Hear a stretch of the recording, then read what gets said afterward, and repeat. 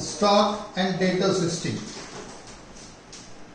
Branch accounts maintain करने का एक अनदर मेथड है जो हमारे एग्जामिनेशन पॉइंट ऑफ व्यू से स्टडी करना है। In this system a detailed recording regard the stock and debtors of the branch is maintained by the head office. Hence, this system of accounting is called the stock and debtor system.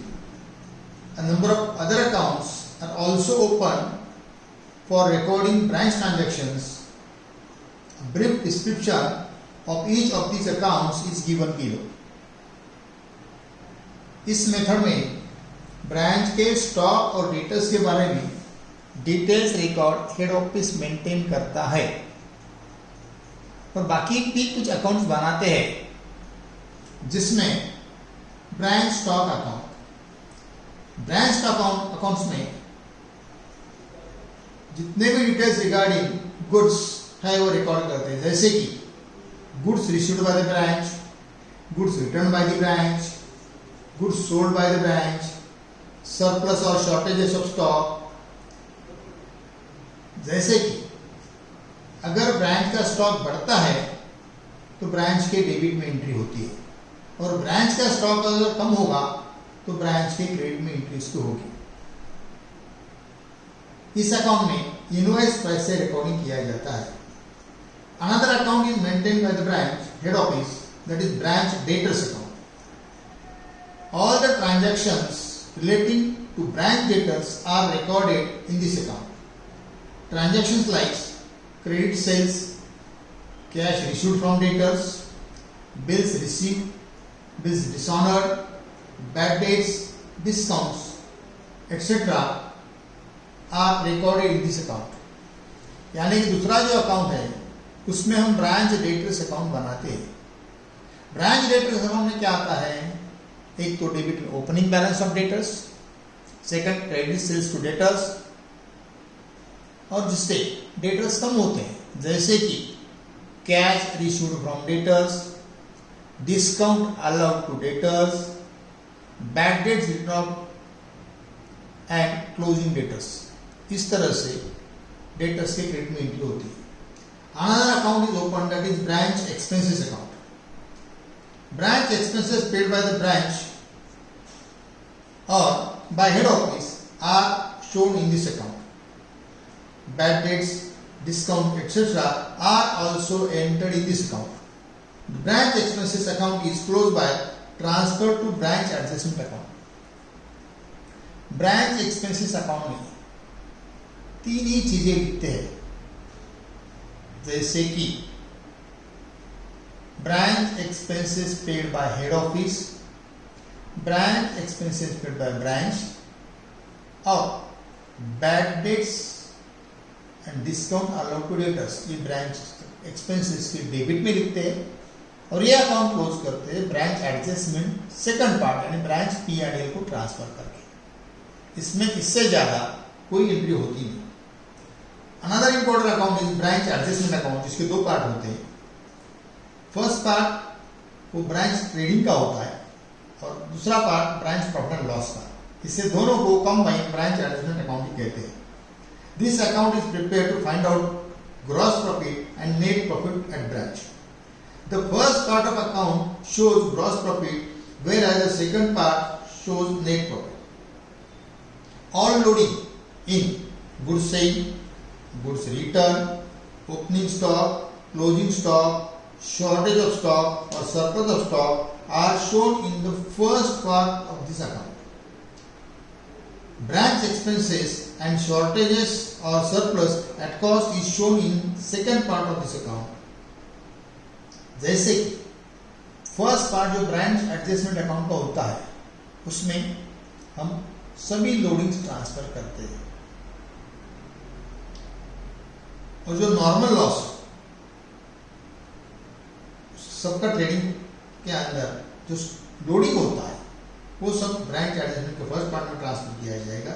Second part में cost of abnormal losses जिसमें हम branch profit and loss account कहते हैं। इस तरह से ये 4 important account और फिफ्थ अकाउंट एक होता है जो होता है stock reserve account. Stock reserve account में सिर्फ loading in opening stock and loading in closing stock, ये 2 ही चीजें लिखते हैं। तो जिसके बैलेंसेस हम ट्रांसफर करते हैं ब्रांच एडजस्टमेंट यानी ब्रांच के ट्रेडिंग में।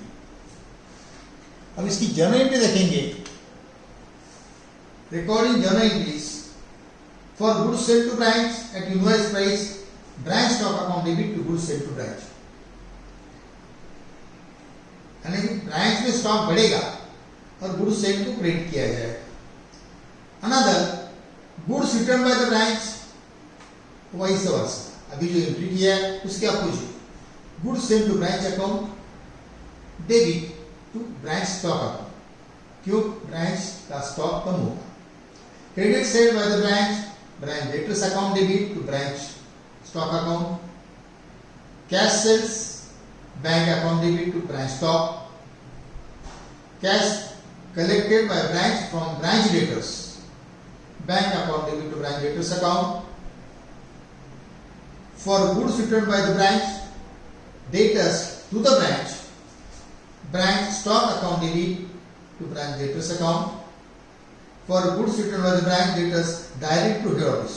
कई बार ब्रांच के डेटर्स डायरेक्टली हेड ऑफिस को ट्रांसफर करते हैं, या goods sold to branch account debit यानी उतने गुड्स ब्रांच स्टॉक के जाने के बजाय गुड्स सेल्ड टू ब्रांच को डेबिट करेंगे to debtors account. For goods sold by one branch on other branch it will be recorded as if the branch has first return the goods to the head office and then the head office has send goods to the another branch.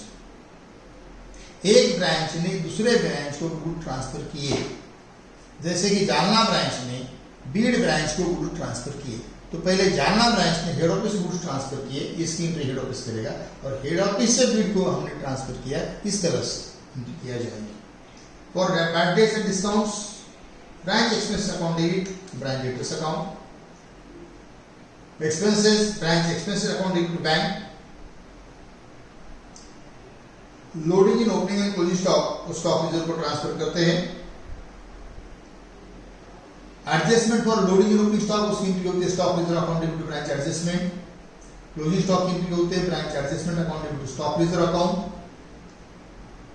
Loading in goods sold to branch account debit to branch adjustment.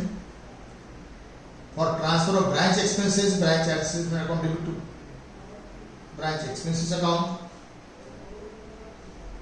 For transfer of balance in goods sold to branch account,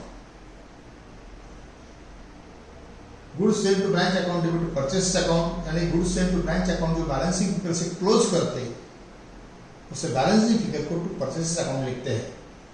और for transfer of net profit branch adjustment account debit to general profit and loss account. In short ये problem solve करते वक्त हमें 5 lines याद रखनी है।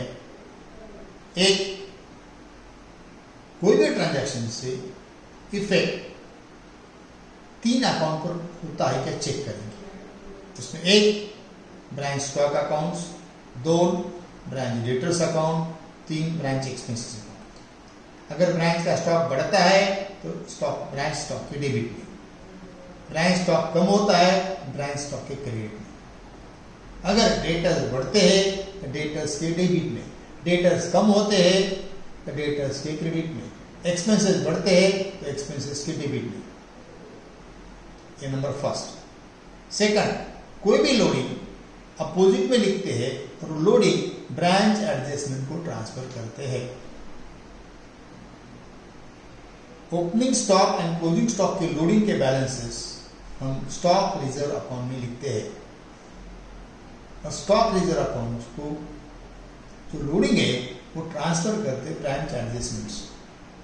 अगर इतना याद रखा तो स्टॉक एंड डेटा सिस्टम से ब्रांच अकाउंट बनाना बहुत ही इजी है।